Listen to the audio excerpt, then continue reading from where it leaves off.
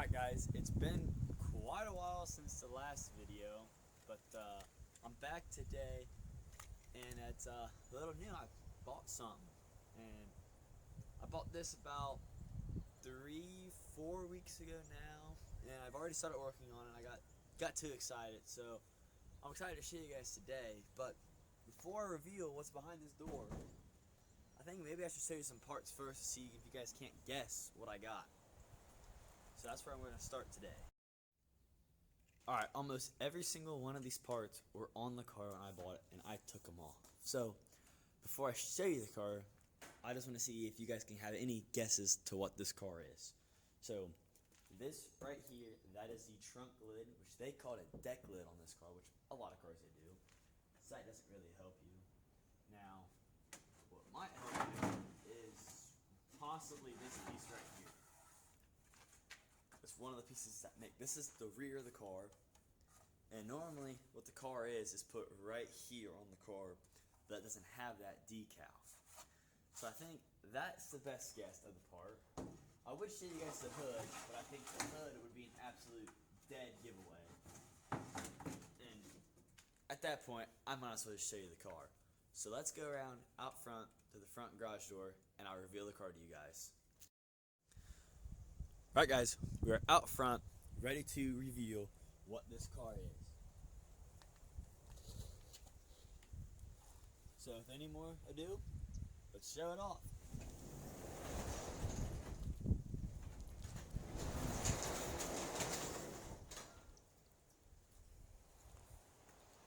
Now, car doesn't look like much because I've already started working on it. And I have a lot of the things taken off. And the motor is currently locked up for now. That's why there's a, ratchet with a pipe on it. But this car, right here, if you can't tell what it is, and I don't blame you because it's missing a lot of the key things that make it the car that it's known for. This is a 1975 Pontiac Trans Am. Now, I bought it. It was listed on Facebook Marketplace as a Firebird. So the first thing I did is I want a Trans Am because my dad has one.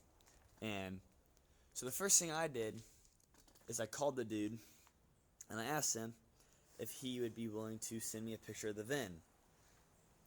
So he did. And if you look at the VIN, knock off some sawdust here.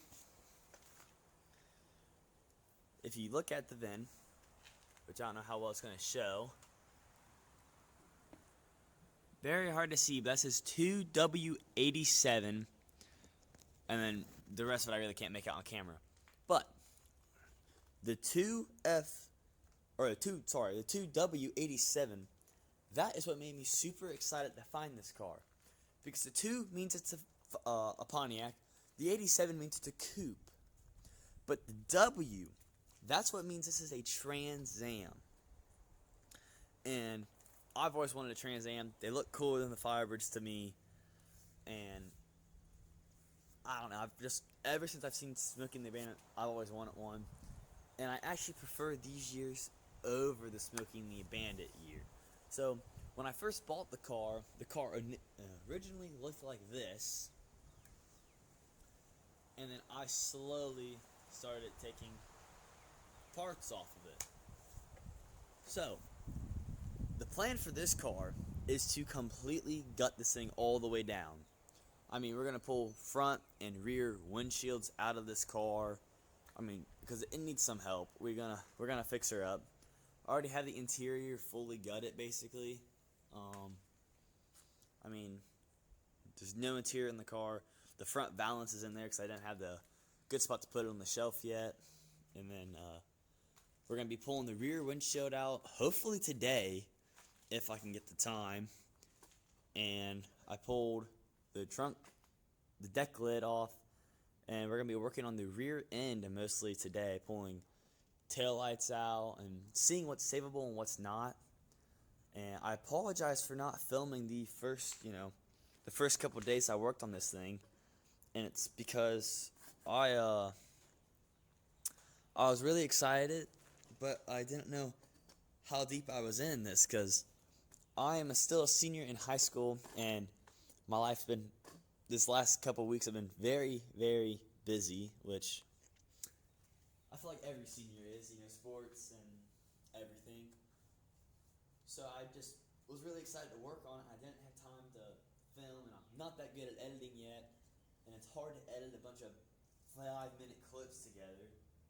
So I just didn't make videos, and I just worked on it a couple times, and today I finally have some time to make a video, so I figured I'd go ahead and do it. And it is currently May 1st at the time of this video, so graduation is just right around the corner for me, and once I'm graduated I should have a lot more time to work on projects and show you guys along the way. I have a 351 Windsor project I want to get started on here soon, and I got several more tractor videos coming, so please stay tuned for that.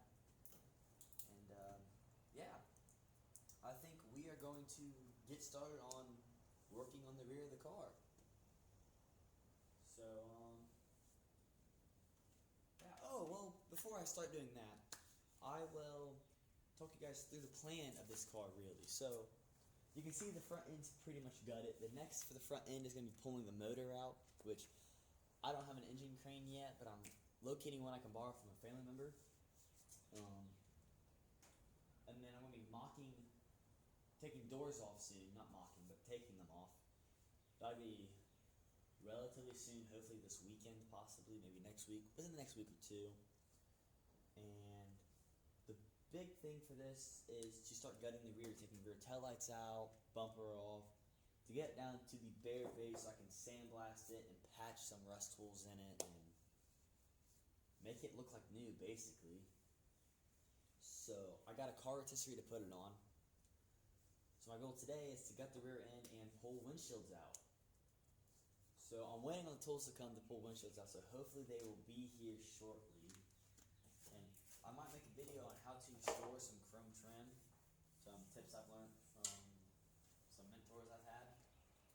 So I'm very excited to get started. So that's the plan as of now. But when I'm done with the car, you can see now it's painted this almost like Dukes of Hazzard orange.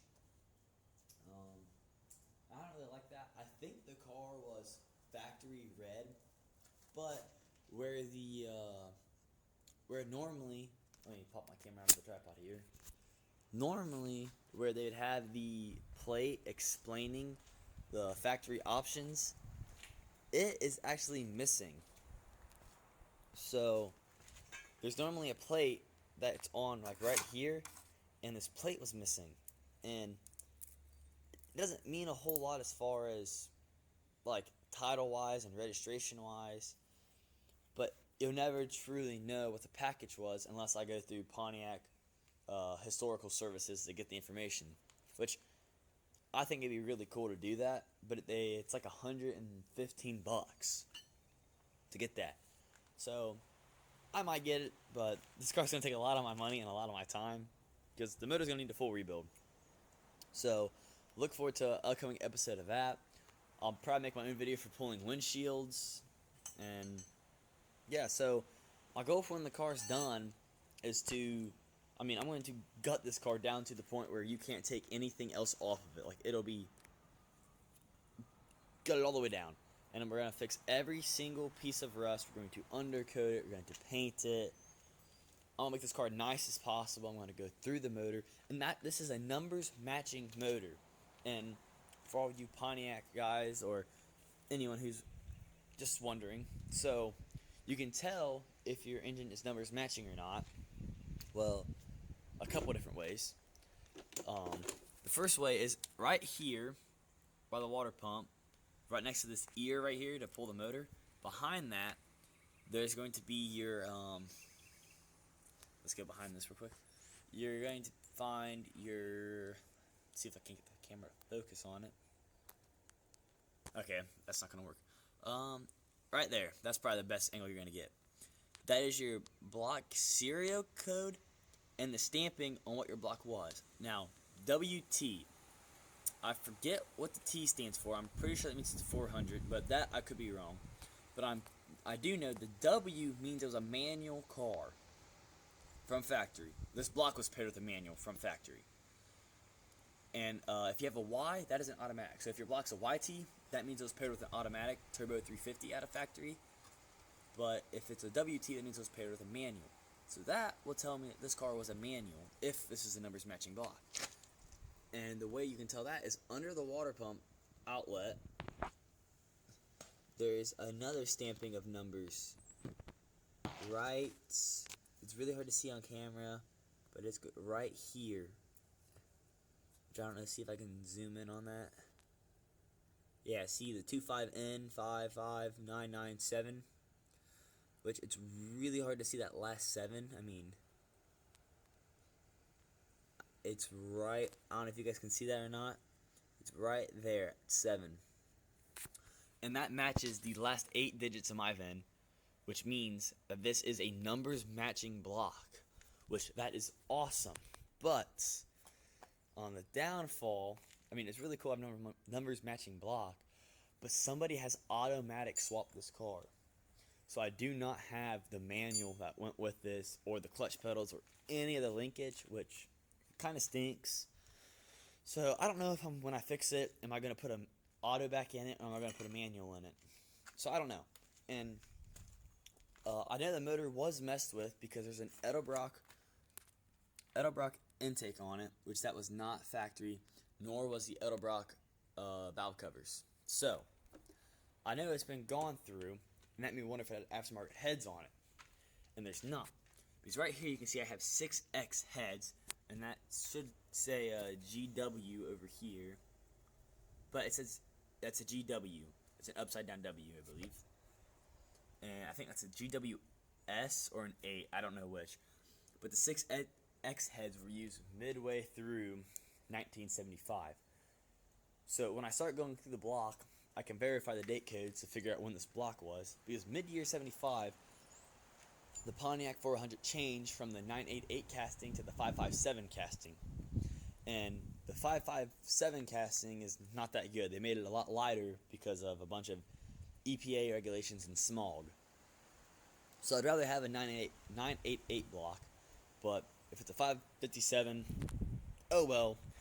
I don't have a whole lot of money to build this thing for power anyhow, so it should be okay just doing a stock rebuild with mild upgrades is what my plan is. But I wouldn't mind finding a 988 Pontiac 400 to build up as a high horsepower application and bolt it in. So when I'm done with this car, I want to paint it Buccaneer red, because I believe that's what this car was from factory, because spots that are hard to paint, they are still factory red. The factory balance is a red one, and a fun fact about these is easy way to tell if it's an aftermarket or original is these will be fully red all the way through if they're factory. Reproduction, it'll be painted red, so like the middle will be a different color. It'll be black or white or whatever color the plastic is. But the original ones were all solid red plastic. That way, if you scuff it on like a driveway or something, you can't tell.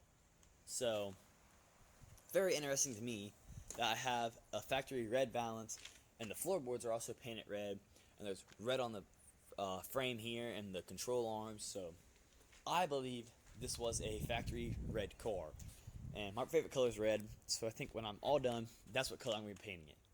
So, thank you guys very much for watching this video, and stay tuned for the next video, which will probably be tearing apart the rear end of this car. So, thanks for watching. Like and subscribe. Stay tuned. There's going to be a lot more on this car. I've put in a lot of hours in this car already. I think I already have over 40 hours in just working on it. So I'm super pumped to get this project done.